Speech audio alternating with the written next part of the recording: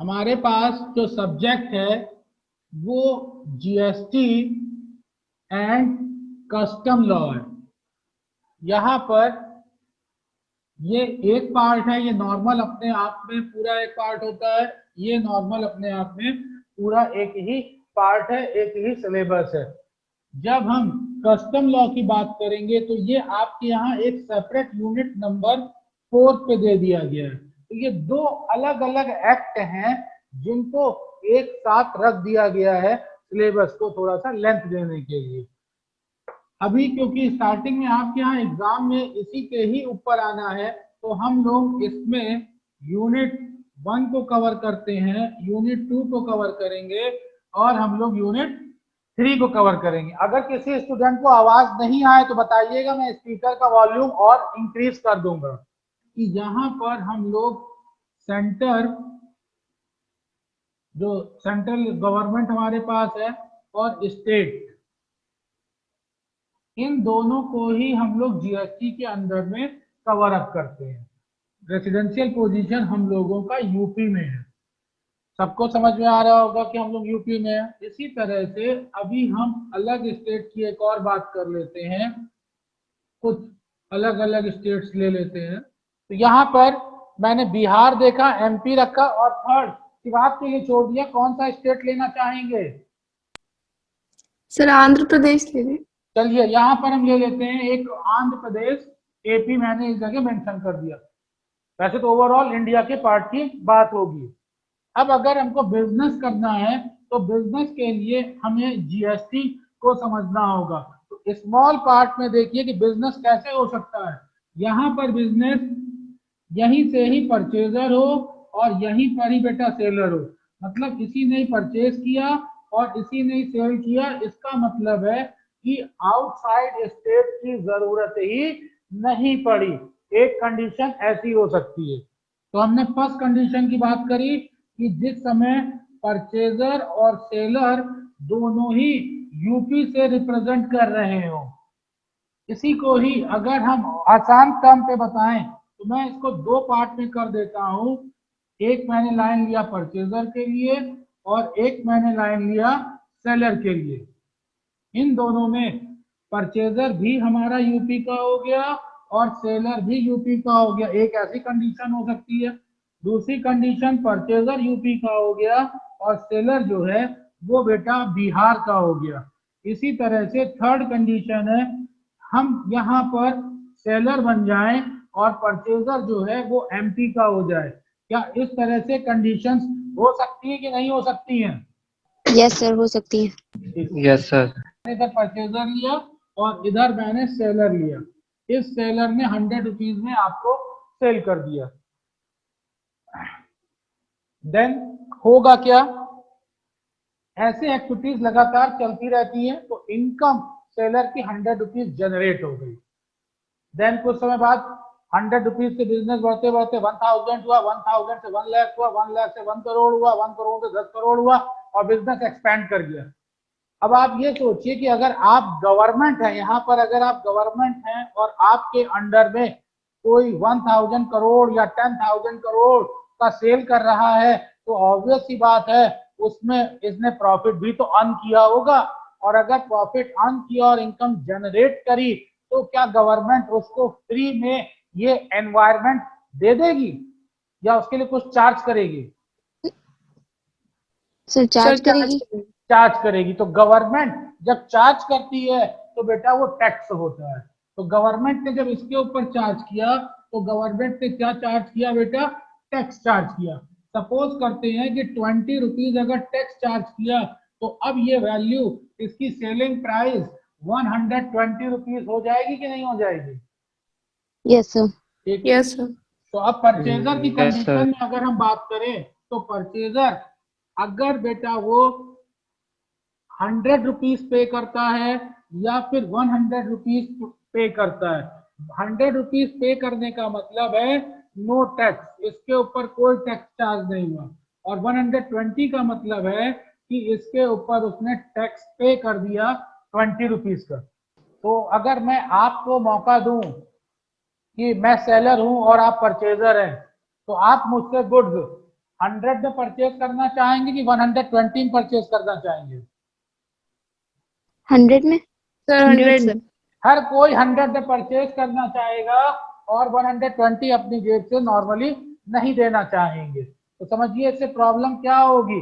जैसे ही अगर आप 20 रुपीज अपनी पॉकेट से नहीं देते हैं तो इसकी वजह से गवर्नमेंट को लॉस हो जाएगा, क्योंकि गवर्नमेंट ने इसके ऊपर टैक्स लगाया है। जब इसके ऊपर टैक्स लगाया तो बेटा ये सेल जैसे कर रहा था, मैं इसको थोड़ा सा और एक्सप्लेन करता हूँ, फिर चीजें और समझ में आती हैं। यहाँ पर 100 रुपीज जो इसके पास था तो 100 रुपीज कॉस्ट और प्रॉफिट लेकर के था, जिसको हम सेलिंग प्राइस कह रहे थे। एज्यूम करते हैं कि कॉस्ट 80 रुपीज था, प्रॉफिट 20 था, तो सेलिंग प्राइस इसका 100 रुपीज हुआ, आया नहीं? यस सर, हो गया। ये विजिबल है, ये यस सर।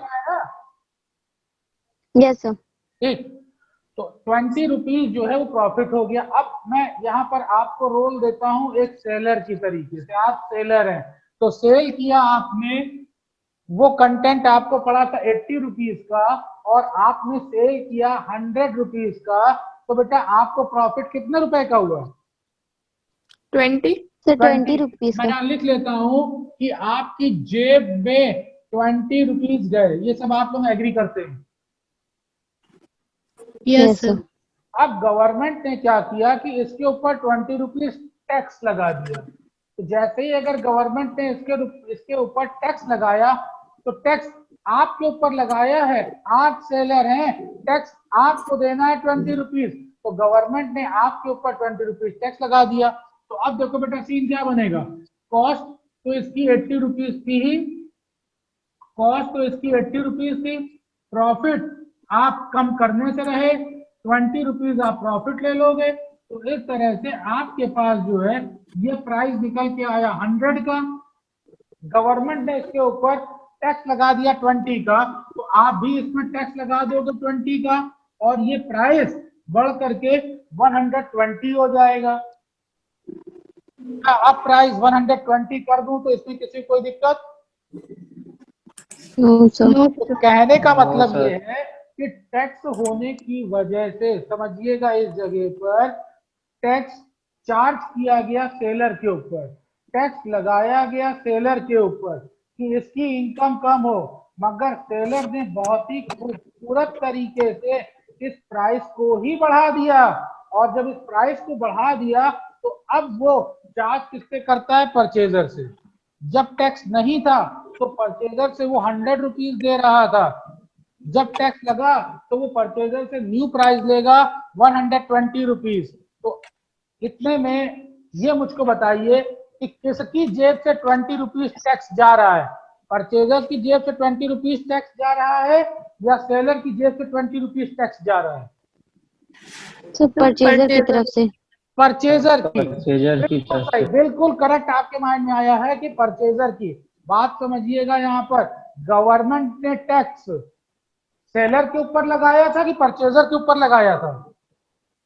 सेलर के ऊपर। परचेजर लगाया सेलर के ऊपर था। गवर्नमेंट इसको तो पहचानती नहीं, गवर्नमेंट तो इसको नहीं जानती। गवर्नमेंट ने टैक्स लगाया किसके ऊपर? सेलर सेलर सेलर के ऊपर। मगर पे किसने किया? परचेजर परचेजर ने। तो गवर्नमेंट दर्द देना चाह रही थी इसको, मगर दर्द हुआ किसको? परचेजर को। गवर्नमेंट ने झापड़ मारा इसको और दर्द किसको हुआ? परचेजर को। परचेजर को। तो इस जगह पर डायरेक्ट इफेक्ट नहीं आया, इनडायरेक्ट आया। इनडायरेक्ट कैसे? गवर्नमेंट ने लगाया तो इसके ऊपर, चार्ज तो किसको किया कि दर्द इसको होना चाहिए, मगर जेब के किसके जा रहा है? परचेजर की। परचेजर के। तो परचेजर की सर।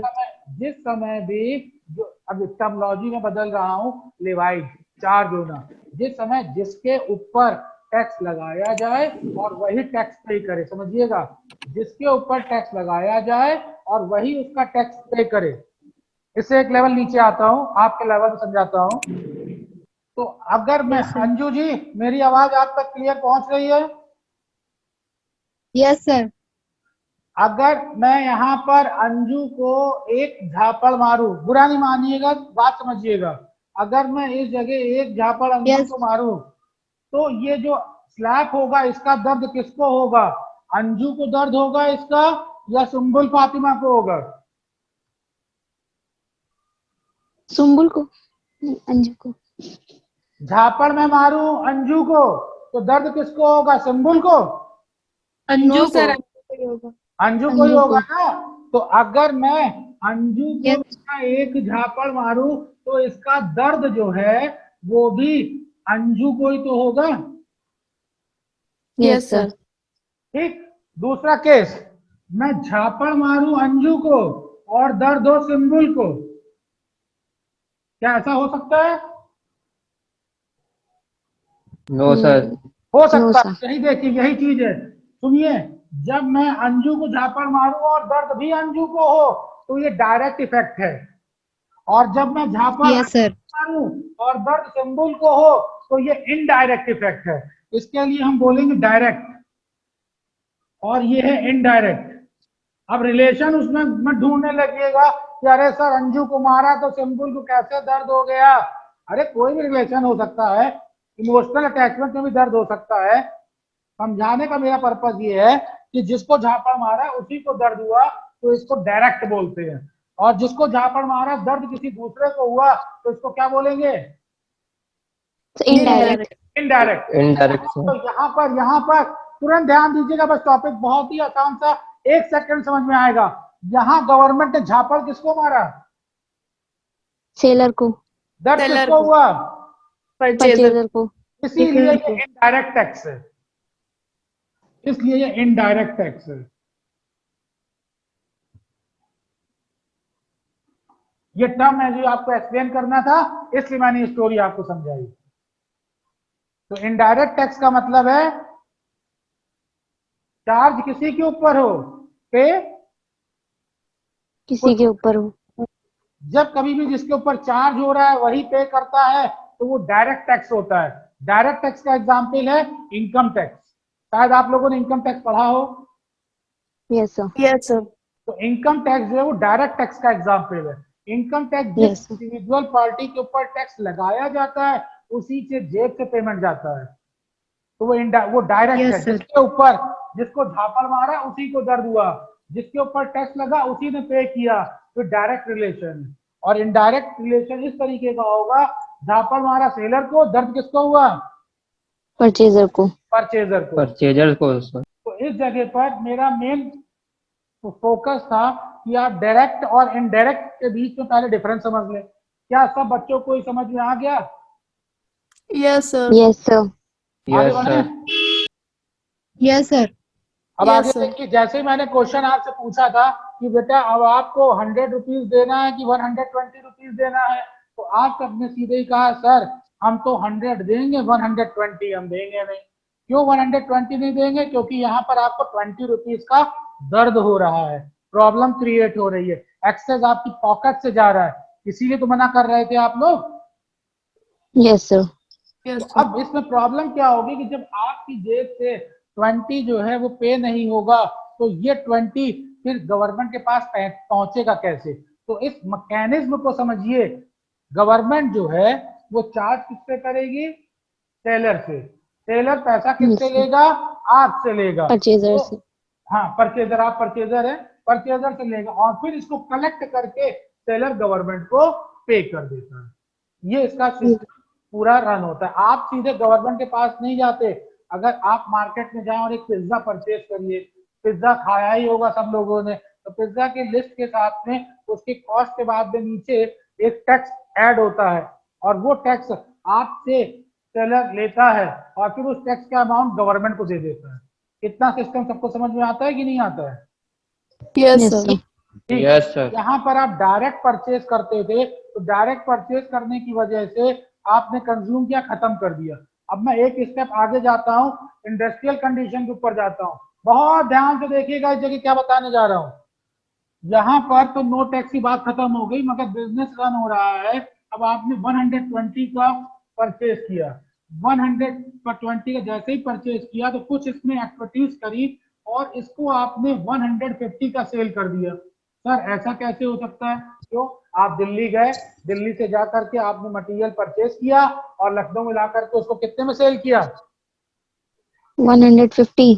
150। तो बेटा जैसे ही आप सेल करोगे तो आपको इसके ऊपर सपोज करो 10% टैक्स देना है, 20% टैक्स देना है, तो आप 30 रुपीज इसके ऊपर टैक्स दोगे, तो ये वैल्यू 180 हो जाएगी कि नहीं हो जाएगी? Yes, sir. Yes, उसके sir. बाद जो दूसरा बंदा आपसे परचेज करके गया, Yes, sir. वो अगर इसके ऊपर मान लो कि 50 रुपीज टैक्स पे करता है, तो यही वैल्यू 230 रुपीज हो जाएगी कि नहीं हो जाएगी? Yes, sir. कहने का मतलब ए से गुड्स ट्रांसफर हुआ बी को, बी से गुड ट्रांसफर हुआ सी को, सी से ट्रांसफर हुआ डी को, उसके बाद जो है बेचारा कंज्यूमर जो रो रहा है उसके पास वो आइटम आया। अब आप समझिए क्यों वो रो रहा है। रो इसलिए रहा क्योंकि यही आइटम कंज्यूमर के पास कितने रुपए में आया? 300 रुपए में। 300 रुपए में। ओरिजिनल वो था कितने का? 100 रुपए का। आया कितने का? 300 का। क्यों ऐसा हो गया बार बार? सर क्योंकि टैक्स लगता रहा उस पे। क्योंकि टैक्स लगता रहा। और एक बात और ध्यान दीजिएगा, पहली बात शायद सबको समझ में आ गया, क्योंकि इसके ऊपर टैक्स लगता रहा। Yes, sir. Yes, sir. Yes, sir. एक अब ये तो अब क्लासरूम लेवल की लैंग्वेज यूज कर रहा हूं, कास्केडिंग इफेक्ट। कास्केडिंग इफेक्ट का मतलब ये है टैक्स के ऊपर चार्ज, टैक्स पे टैक्स, टैक्स पे टैक्स, टैक्स पे टैक्स। कैसे? यहां पर 20 रुपीज ये ऑलरेडी एक टैक्स पे कर रखा था, मानते हैं कि नहीं? Yes, sir. तो जब ये वैल्यू 150 आई तो इस 150 में ये टैक्स की वैल्यू जुड़ी थी कि नहीं? Yes, sir. तो इसका मतलब ये हुआ कि जब दोबारा टैक्स लगाया गया तो टैक्स के ऊपर टैक्स लगा हुआ आपको दिखाई दे रहा है कि नहीं दिखाई दे रहा है? Yes, sir. Yes, sir. Yes, sir. समझ में आया? मैं फिर से करके दिखाऊं? नहीं सर समझ Yes. आ गया। नहीं देखो, घबराने की बात नहीं है, आप आराम से सीखिए। जिस जगह दिक्कत हो, कास्केडिंग इफेक्ट नहीं समझ में आया तो मैं प्रैक्टिकली इसको करके आपको दिखाता हूँ ताकि समझ में आ जाए, दिमाग में बैठ जाए। It's a very important thing. Sir ये एक्सप्लेन कर दीजिए एक बार। अच्छा हाँ, यही मैं पूछ रहा था उसको। घबरा नहीं बेटा, आप जब सीखेंगे पूछेंगे तभी तो मैं आपको इसको बता पाऊंगा कि कास्केडिंग इफेक्ट क्या है। और जैसे ही कास्केडिंग इफेक्ट आप सीख जाओगे वैसे ही आप जान जाओगे जीएसटी की जरूरत क्यों पड़ी। जो 10 पेज पढ़ने को दिए गए उनकी जरूरत बस 2-3 लाइन में आ जाएगी। यहां पर हमने 100 लिया था, 100 के ऊपर हमने टैक्स 20 रुपीज पे कर दिया, तो ये वैल्यू 120 हो गई कि नहीं हो गई? अगर ये बिना टैक्स Yes. होती तो ये 100 होती और ये 100, ये खाली 20 रुपीज होता कि नहीं होता? Yes, sir. अब हमको यहाँ पर 30 रुपीज ऐड करने पड़े थे किस चीज के? टैक्स के। तो जब हमको 30 रुपीज बेटा टैक्स के ऐड करने पड़े तो मैं इसको परसेंटेज में कर देता हूँ। परसेंटेज में करने के लिए आपको आसान पड़ेगा। परसेंटेज कितनी लेना चाहेंगे, कितने परसेंट टैक्स लगाना चाहेंगे? 20%. 20%। 10%. 10% ईजी पड़ेगा। 10%, चलो 10% ले लेते हैं। 10% वैसे आएगा कहीं नहीं पढ़ते समय, ये सिर्फ समझाने की बता रहा हूँ। तो अगर आपने 120 पर 10% टैक्स लगाया तो 120 का 10% 12 रुपए होगा कि नहीं होगा? Yes, sir. इसका मतलब आगे इसको कितने रुपए पे आप सेल करेंगे? 132.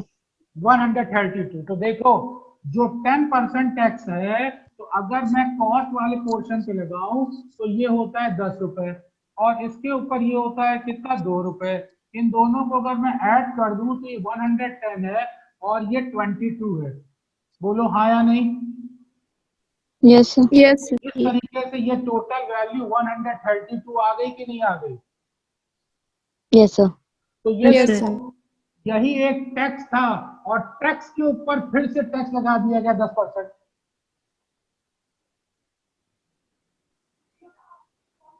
Yes, sir. एक बार फिर समझाता हूं, फिर समझो। देखो हम 10% टैक्स लेके चल रहे हैं तो 132 का हम 10% ले लेते हैं 13 रुपए 20 पैसे। 13 रुपए 20 पैसे को खाली अगर 13 कर दूं इजी करने के लिए तो ठीक रहेगा। Yes, sir. Yes, तो sir. ये हो गया 145। एग्री? Yes, sir. तो फिर से अगर हम इसको दो पार्ट में रखें कि इसकी कॉस्ट कितनी थी, ये इसकी कॉस्ट थी और ये इसका टैक्स था, अब हमको 10% टैक्स लगाना है, तो कॉस्ट के ऊपर अगर लगाएं तो ये हमारा कितना हो गया 11 रुपए, और इसके ऊपर अगर हम टैक्स लगाएं तो ये कितना हो गया 2 रुपए। 2 रुपए 20 पैसे होता है, 20 पैसे हमने छोड़ रखा पॉइंट के लिए कि ले ले बेटा 20 पैसे। Yes, sir. ठीक, तो अब ये देखिए ये वैल्यू कितनी हो गई 121 और ये वैल्यू कितनी हो गई 24। अगर हम इन दोनों को ऐड कर दें तो ये वैल्यू 145 होती है कि नहीं होती है? Yes, sir. तो ये देखो 145 हुआ कि नहीं? Yes, sir. तो कास्केडिंग इफेक्ट क्या था? कास्केडिंग इफेक्ट के लिए मैंने लैंग्वेज बोली, वो बोला था टैक्स पे टैक्स, टैक्स पे टैक्स, टैक्स पे टैक्स। कैसे? पहले 20 के ऊपर टैक्स लगाया 2 रुपए तो 22 हो गया। Yes, sir. 22 के ऊपर फिर तुमने 10% लगाया, फिर टैक्स हो गया, तो रेट बढ़ते बढ़ते 24 नहीं हो गया कि पहले एक आइटम 20 का था, उसके ऊपर तुमने टैक्स लगाया, वो 22 का हो गया, फिर टैक्स लगाया, वो 24 का हो गया। तो एक्चुअल में टैक्स के आइटम्स के ऊपर ही टैक्स लगना, टैक्स की वैल्यू के ऊपर ही टैक्स लगना, एग्जैक्टली कॉस्ट के ऊपर टैक्स नहीं लग रहा है, टैक्स के ऊपर टैक्स लग रहा है, इसके मतलब वैल्यू बहुत ज्यादा कॉस्टली होती जा रही है। Yes, sir. तो एक्चुअल में कुछ प्रोड्यूस तो हुआ नहीं, मगर टैक्स पे टैक्स, टैक्स पे टैक्स लगाते जा रहे हैं। तो ये प्रॉब्लम आती थी। सर कैसे ही प्रॉब्लम आती थी? सुनो, पहले को चलो कस्टम लगा दो, इसको कस्टम लगा दो। पहले कस्टम लगाया, फिर तुमने एक्साइज लगाया, और फिर इसके बाद तुमने सेल टैक्स लगाया। तो एक टैक्स के ऊपर एक टैक्स, एक टैक्स के ऊपर एक टैक्स लगता हुआ नहीं दिखाई दे रहा? Yes, sir. तो इंडिया में इसी चीज के Yes, sir. प्रॉब्लम हुई और इसीलिए ही शोर मचाया गया था कि भाई ऐसा एक्चुअल में जो आइटम 100 रुपए का है वो आप 300 रुपए में बेच रहे हैं, तो इससे कस्टमर तो बेचारा रो रो करके मर गया। Yes, sir. बस क्लास जल्दी खत्म कर रहे हैं क्योंकि टाइम रनिंग आउट हो रहा था, मगर आज फर्स्ट डे था तो थोड़ा समझाना भी जरूरी था आपको। कस्टमर रोते रोते मर गया, तो आप ऐसा सिस्टम जनरेट करिए कि कम से कम कॉस्ट तो कम आए, टैक्स पे Yes, टैक्स sir. लगाते हुए मत जाइए। तो इसलिए टैक्स पे टैक्स, टैक्स पे टैक्स, कस्टम और एक्साइज पे टैक्स, सेल टैक्स, इन सबको खत्म करके एक ही टैक्स बनाया गया, दैट कॉल्ड जीएसटी। अब इसकी वजह से क्या हुआ कि स्टार्टिंग में ही डिसाइड हो गया कि इसके ऊपर कितना टैक्स दिया जाएगा, और टैक्स पे टैक्स, टैक्स पे टैक्स, इसका सिस्टम ही खत्म कर दिया। उसकी वजह से प्राइस अब कस्टमर को थोड़े से कम मिलेंगे या नहीं मिलेंगे? Yes, sir. Yes, sir. तो क्या Yes, sir. आपको अब समझ में आया कि जीएसटी का बेनिफिट कैसे मैंने समझाया, क्या चीज होती है? Yes, Yes, sir. sir. चलो बढ़िया। 2 दिन से मैं बहुत ज्यादा परेशान इसलिए था क्योंकि मैं एग्जैक्टली ना आपको चीज प्रोड्यूस कर पा रहा था और कंटेंट भी नहीं हो पा रहे थे। आज विजिबल है सब? Yes, sir. Clearly. Yes, sir. Concept दिमाग में बैठा? Yes, sir. Yes, yes, sir.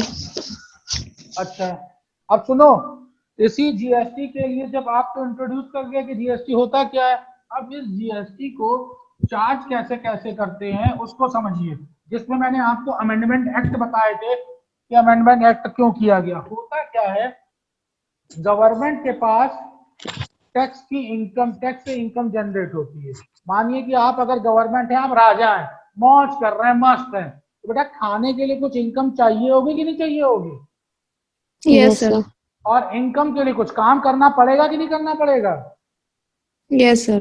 मगर Yes, आप तो sir. राजा हैं, आपको काम करने की आदत नहीं है, सब कुछ सब ओनर आप है, सबके मालिक आप है, तो आप क्या कहते हैं, ए तुम मेरा बिजनेस कर रहे हो मेरे एरिया, मुझे टैक्स दो, ए तुम मेरे बिजनेस कैसे जिंदा हो, टैक्स दो, ए तुम किधर जा रहे हो, पैसा निकालो। तो तुम कहोगे सर ये आप कैसी लैंग्वेज यूज कर रहे हैं, तो गुंडागर्दी की बात हो रही है, हाँ या नहीं?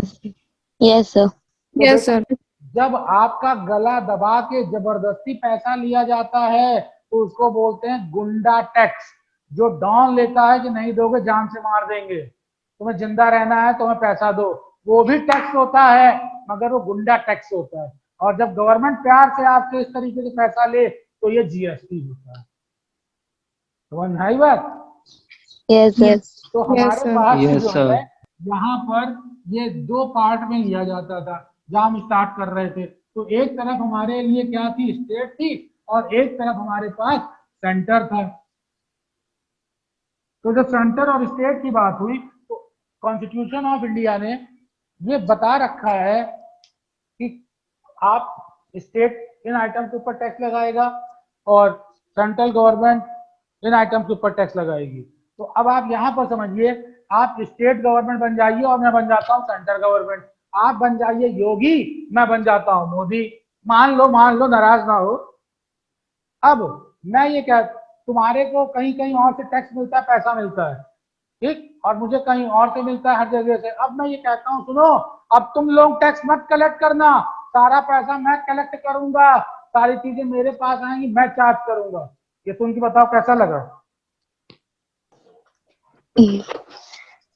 सर नहीं सही लगा। नहीं अच्छा लगेगा, क्योंकि तुम्हारी इनकम रुक रही है। तो इसी तरीके से क्या था Yes, sir. कि स्टेट गवर्नमेंट के अंडर में कुछ टॉपिक थे और कुछ टॉपिक जो है वो सेंट्रल गवर्नमेंट के अंडर में थे। और कॉन्स्टिट्यूशन के हिसाब से हम लोग का कोई धर्म रिलीजन नहीं होता। हिंदुस्तानियों का सिर्फ एक ही धर्म है, जो कि संविधान, कॉन्स्टिट्यूशन ऑफ इंडिया। जब भी मैटर टकता है तो उसी के थ्रू ही बात अपनी आगे करते हैं, उसी की गाइडेंस में बात करते हैं। तो वहां पे गाइडेंस में आपके टॉपिक अलग दे रखे थे, तो आपके टॉपिक को हम टच नहीं कर सकते थे, रूल ही नहीं बना सकते थे। कि पूरे इंडिया को अगर एक साथ लाना है तो एक ही आदमी तो रूल बनाएगा या एक पावर तो रूल बनाएगी। मगर यहाँ तो कॉन्स्टिट्यूशन में क्या रखा है कि हर एक स्टेट अपना अलग अलग बनाओ। अगर एक ही स्टेट हो तब भी आसान है। हमारे यहाँ पर 28 स्टेट्स हैं, हर एक के अलग अलग हैं, यूनियन टेरिटरी है, उनका अलग अलग सिस्टम है जो सेंटर कंट्रोल कर रहा है। तो सबको एक रूल में कैसे बनाया जा सकता था? लड़ाई होती नहीं बन सकती थी। तो इसके लिए क्या किया गया, संविधान, जिसको बोलते हैं कॉन्स्टिट्यूशन। समझ रहे हैं? संविधान नाम सुना है? Yes, sir. Yes, sir. सुना है. तो इसलिए कॉन्स्टिट्यूशन को ही चेंज कर दिया गया, उसी को अमेंड कर दिया गया। तो कॉन्स्टिट्यूशन में जो अमेंडमेंट है, वो जो एक्ट रखा गया, उसके लिए 101 अमेंडमेंट किया गया। कौन सा अमेंडमेंट किया गया? 101. 101. ये आपको याद रहेगा, नेक आप देते हो, पार्टी में जाते हो, बहुत समय पहले 101 रुपए दिया जाता था। आपसे खुद कहा जाए, किसी गरीब को अगर देना है व्यवहार में, 100 रुपए दोगे कि 101 दोगे? 101. 500 दोगे, 501 दोगे? तो 501. 501. 5000 दोगे, 5001 दोगे? 5001. तो एक के हिसाब से मैं घटवाने के लिए बोल रहा हूँ। तो इस तरह आप समझ गए कि ये अमेंडमेंट किया गया, संशोधन किया गया संविधान में, कॉन्स्टिट्यूशन में अमेंडमेंट किया गया 101। और इस अमेंडमेंट के बाद में ये डिसाइड कर दिया गया कि अब सारी लिस्ट जो है वो सेंटर की तरफ मूव कर दी गई, और अब सेंटर जो है वो सब चीजों के ऊपर टैक्स डेवलप करेगा। तो यहाँ पर हमारे मतलब सेंटर, आप मतलब स्टेट, यूपी, महाराष्ट्र, बिहार की लड़ाई खत्म कर दी गई। सारा मैटर एक जगह रख दिया गया इस अमेंडमेंट से। इसकी वजह से सेंटर को पावर मिल गई, और अब इस पावर से इन्होंने एक्ट बना दिया। अब बताइए, समझ में आया? Yes, sir. Yes, yes, sir. अब जब ये पावर मिल गई और इस पावर से इन्होंने एक्ट बना दिया, तो कोई भी एक्ट किसी डेट से इंप्लीमेंट होता है। तो इसकी जो डेट है वो 1 जुलाई 2017 है। बहुत इंपॉर्टेंट डेट है, इसको आप लोग रख लीजिएगा। Yes, sir. क्या डेट बोली मैंने आप लोगों को? 1 जुलाई 2017. हाँ हाँ, तो ये जो है, मतलब ये मैं इसलिए बीच में पूछता रहता हूँ, लाइन तो नहीं टूट गई, लिखा हुआ सब दिखाई दे रहा है कि नहीं दिखाई दे रहा है? ठीक, तो ये होगा 1 जुलाई 2017 से इसको इंडिया में इंप्लीमेंट कर दिया गया।